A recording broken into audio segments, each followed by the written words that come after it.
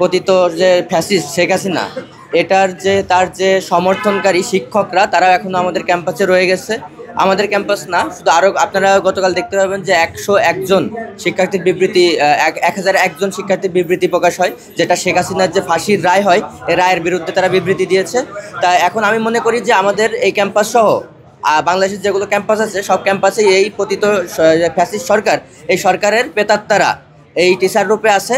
সেজন্য আমরা চাই যে তাদেরকে একবার চাকরিচ্যুত করা হোক, কারণ আমরা এই ফ্যাসিস্ট হাসিনার মানে পক্ষে সমর্থনকারী কাউকে দেখতে চাই না। কারণ যারা এই যে আমার ভাইদেরকে হত্যা করেছে, 2000+ আমার ভাইদেরকে হত্যা করেছে, তারপরে তারা যে ধ্বংসযজ্ঞ চালিয়েছে, এবং বিগত 17 বছর আপনি দেখবেন যে 17 বছরে তারা যে অত্যাচার নির্যাতন চালিয়েছে, এটার হাসিনার যে বিচার হয়েছে এটা আমার মনে হয় অনেক কম।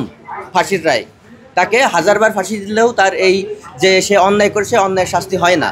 কিন্তু তারপরেও আমরা দেখতে পাচ্ছি যে 1001 শিক্ষক তার এই মিত্রদের বিরুদ্ধে তারা বিবৃতি দিয়েছে। তা আমরা এটার কঠিন প্রতিবাদ করছি, এবং আমরা চাই যে এই সকল শিক্ষকদের চাকরিচ্যুত করা হোক, এবং যে সকল কর্মকর্তা এবং কর্মচারী এই পতিত ফ্যাসিস্ট শেখ হাসিনার পক্ষ নিবে এবং তার এই যে তার পক্ষে থেকে আবার বিশৃঙ্খলা করার চেষ্টা করবে। এবং আপনারা হয়তো দেখতে পাবেন যে তারা বিভিন্ন কর্মসূচি দিয়েছে, শাটডাউন, তারপরে লকডাউন দিচ্ছে।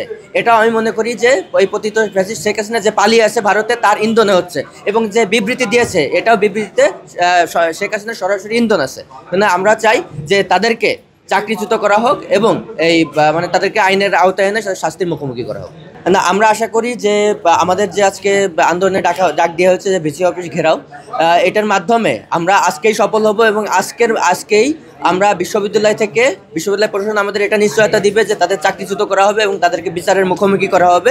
তারপরে আমরা এই দাবি মানে মানা না পর্যন্ত আমরা আমাদের আন্দোলন সংগ্রাম চালিয়ে যাব, কারণ আমরা ফ্যাসিস্ট শেখ হাসিনার কোনো দোসরকে আমরা এই ক্যাম্পাসে দেখতে চাই না।